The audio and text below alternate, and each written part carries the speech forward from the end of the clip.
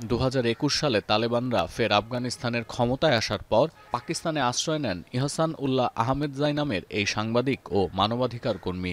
এখান থেকে ওয়াশিংটনে পাড়ি দিতে প্রহর গুনেছেন বহু বছর, কিন্তু তার এই অপেক্ষা সম্ভবত আর আলোর মুখ দেখবে না।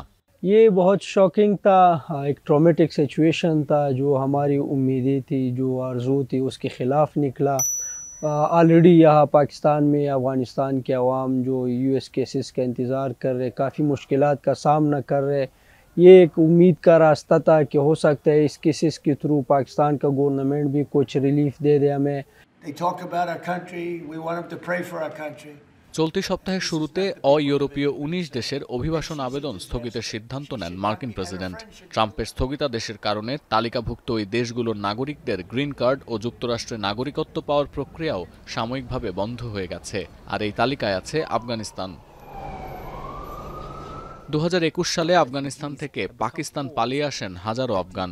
ট্রাম্পের সিদ্ধান্ত হতভাগ্য এই শরণার্থীদের বহু বছরের প্রতীক্ষা ভেঙে দিয়েছে, যাদের অনেকেই এখন অস্থায়ীভাবে বসবাস করছেন পাকিস্তানে। ইতোমধ্যে অবৈধ শরণার্থীদের দেশ ত্যাগের নির্দেশ দিয়েছে ইসলামাবাদ। যারা যুক্তরাষ্ট্রে পুনর্বাসনই নিরাপদ জীবনের একমাত্র পথ হিসেবে দেখেছিলেন, তাদের জীবন এখন গভীর অনিশ্চয়তায়। জোর করে দেশে ফেরত পাঠানো হলে তালেবানরা তাদের সঙ্গে কী আচরণ করবে, সেই শঙ্কা ঘিরে ধরেছে আফগান শরণার্থী Fatema Ali আহমাদিকে। I'm sad about my future.